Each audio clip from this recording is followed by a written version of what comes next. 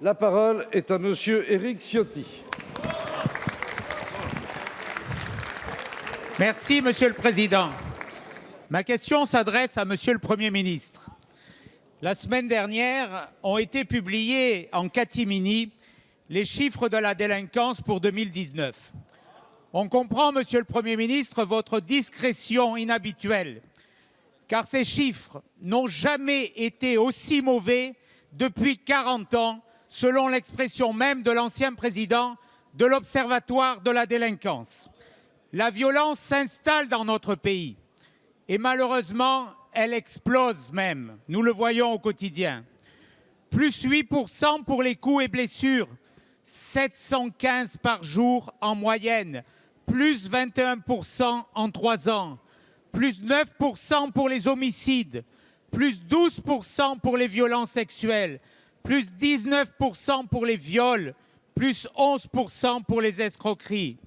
Les policiers et les gendarmes se trouvent en première ligne contre cette violence, mais ils sont devenus eux-mêmes des cibles. 178 actes de violence et d'outrage par jour contre nos policiers et nos gendarmes. Ils méritent le soutien de la nation et non la stigmatisation comme vous l'avez fait.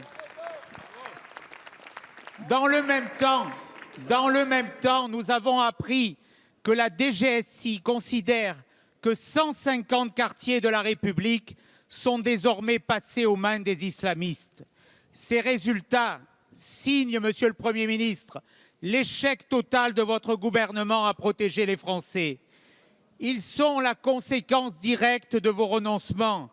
Renoncement à combattre le communautarisme islamiste, renoncement à rompre avec le laxisme pénal de Madame Taubira, renoncement à construire les 15 000 places de prison promises, renoncement à placer en rétention de sûreté les djihadistes sortis de prison.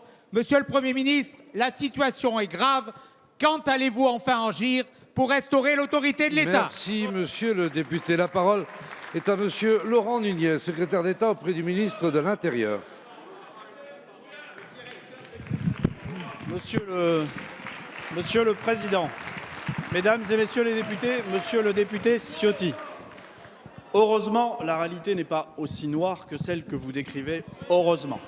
Vous avez raison de souligner qu'il y a certains items qui évoluent très défavorablement, comme les violences sexuelles, plus 12%. C'est moins que l'année dernière, mais plus 12%, sans doute en raison du dispositif de facilitation de la prise de plainte que nous avons mis en place.